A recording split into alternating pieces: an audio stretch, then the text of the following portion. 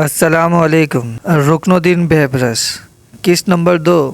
دوسرا امیر جس نے محمود کو خریدا تھا، اس کی بیوی نے اپنے چھوٹے بچے کی دیکھ بھال محمود کے سپرد کر دی۔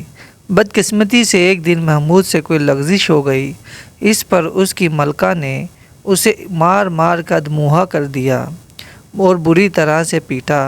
اس موقع پر اس امیر کی بہن بھی وہاں موجود تھی، اس کا نام فاطمہ تھا۔ اس نے جب محمود کو پٹتے ہوئے دیکھا تو اس کو اس لاوارث اور غلام بچے پر بڑا رحم آیا۔ اس نے انتہائی سختی سے اپنی بھاویج کو کہا، اگر تم اس غلام کے کام سے خوش نہیں ہو تو اس کو میرے سپرد کر دو۔ وہ رضامند ہو گئی اور فاطمہ محمود کو اپنے ساتھ دمشق لے گئی، جہاں اس کا اپنا گھر تھا۔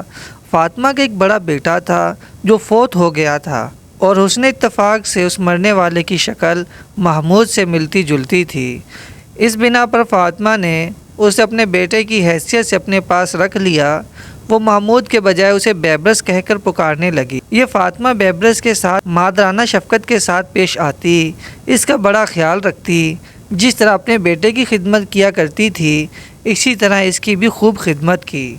فاطمہ نام کی اس عورت کا ایک بھائی تھا جو مصر کے سلطان الملک صالح نجم الدین ایوب کے دربار میں ایک معزز عہدے پر فائز تھا۔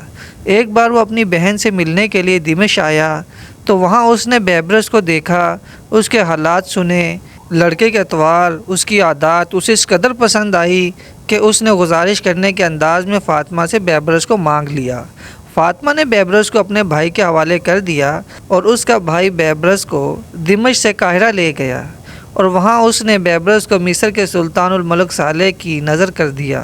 سلطان ملک صالح نے بیبرس کے علاوہ اور بہت سے بلکہ بے شمار لاوارث بچوں کو خرید رکھا تھا، اور ان کی تعلیم اور تربیت کے لیے اس نے خاص انتظام کیے ہوئے تھے۔ بیبرس نے بھی الملک صالح کی سرپرستی میں کتابی علوم اور حربی فنون میں اعلیٰ درجے کی مہارت حاصل کی۔ اس کے بعد وہ حسب دستور مصری لشکر میں بھرتی ہو گیا تھا۔ اپنی غیر معمولی جسمانی قوت، ذہانت اور وجاہت کی بدولت لشکر کے ایک دستے کا سالار مقرر کر دیا گیا۔ تاہم اس وقت تک اس نے کوئی خاص شہرت حاصل نہ کی تھی۔ اتفاق سے اسی زمانہ 7ویں صلیبی جنگ کی ابتدا ہو گئی۔ 7ویں صلیبی جنگ کی ابتدا فرانس کے بادشاہ لوئی نہم نے کی تھی۔ اس نے اپنے کام کی ابتدا اس طرح کی کہ مصر پر حملہ آور ہوا۔ وہ چاہتا تھا کہ پہلے مصر پر حملہ آور ہو اور آگے بڑھ کر پورے فلسطین پر قابض ہو جاؤں۔ جن دنوں فرانس کا بادشاہ مصر پر حملہ آور ہوا، ان دنوں مصر کا حکمران ملک صالح تھا۔ اسے حالات کی ستم ظرفی کہیے کہ جس وقت فرانس کا بادشاہ مصر پر حملہ آور ہوا، اس وقت مصر کا سلطان الملک صالح بری طرح بخار میں مبتلا تھا، بیمار تھا، حرکت نہیں کر سکتا تھا۔ تاہم اس حالت میں بھی وہ منصورہ کے میدان میں فرانسیسیوں کے سامنے آیا۔ اس کی ملکہ شجرۃ الدر اس موقع پر اس کے ساتھ تھی، کیونکہ سلطان بیمار تھا۔ شجرۃ الدر ایک نہایت زرق و بلند حوصلہ اور بڑی شجاع خاتون تھی۔ جن دنوں لوئی نہم مصر کی سرزمین میں داخل ہوا، بدقسمتی سے مصر کا سلطان الملک صالح فوت ہو گیا۔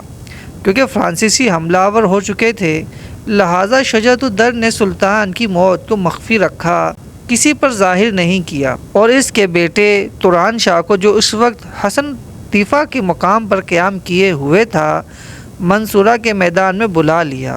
یہ شجرۃ الدر کی بڑی فراخ دلی تھی۔ توران شاہ گو سلطان کا بیٹا تھا، لیکن اس کی دوسری بیوی سے تھا۔ شجرۃ الدر کا سوتیلا بیٹا تھا۔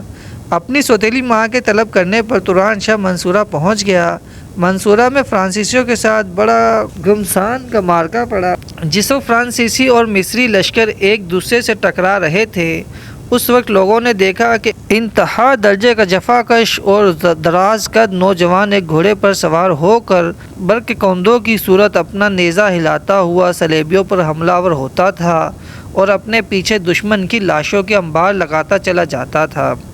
فرانسیسی جب اس کو حملہ آور ہوتے دیکھتے تو خوف کے مارے پیچھے ہٹ جاتے۔ اس طرح اس نے اپنے کئی حملوں کی وجہ سے فرانسیسیوں کی ان گنت صفوں کو درہم برہم کر کے رکھ دیا تھا۔ اس نوجوان نے اپنے جاں بزانہ حملوں سے فرانسیسی لشکر کے اندر ایک تہلکہ برپا کر کے رکھ دیا تھا۔ یہ انقلاب برپا کرنے والا شاہ سوار سلطان ملک صالح کا غلام بیبرس ہی تھا۔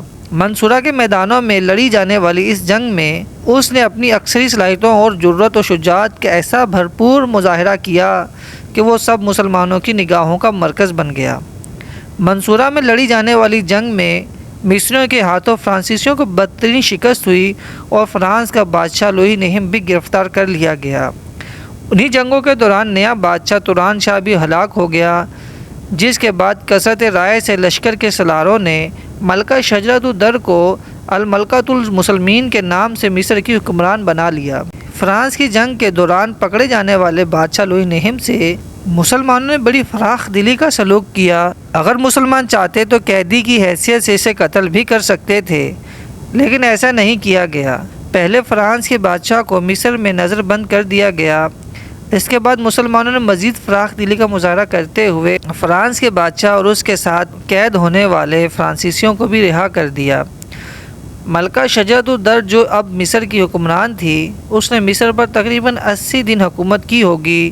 اس دوران اس نے غیر معمولی صلاحیتوں کا مظاہرہ کیا۔ کاروبار حکومت کو اس نے نہایت عمدگی سے چلایا، لیکن عباسی خلیفہ بغداد المتعصم باللہ نے عورت کی حکومت کو پسند نہ کیا اور مصری امراء کو پیغام بھجوایا کہ عورت کے بجائے مصر کا حاکم کسی مرد کو بنائے۔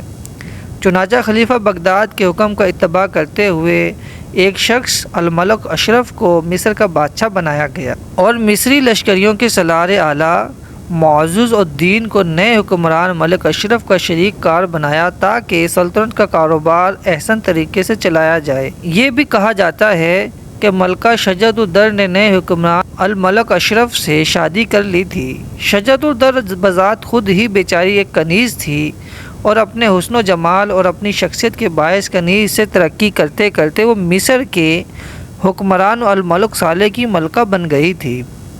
اس کا ایک بیٹا خلیل نام کا تھا جو بدقسمتی سے 6 سال کی عمر میں ہی فوت ہو گیا تھا۔ جس وقت الملک اشرف کو مصر کا بادشاہ بنایا گیا اور مصر کے لشکر کے سپہ سالار کو سلطان کا شریک کار اور مددگار مقرر کیا گیا، تب بیبرس کو مصر میں لشکریوں کے بڑے سالار کی حیثیت حاصل ہو گئی تھی۔ سلسلہ جاری ہے، انشاءاللہ آئندہ آپ کو قسط نمبر 3 سنائیں گے۔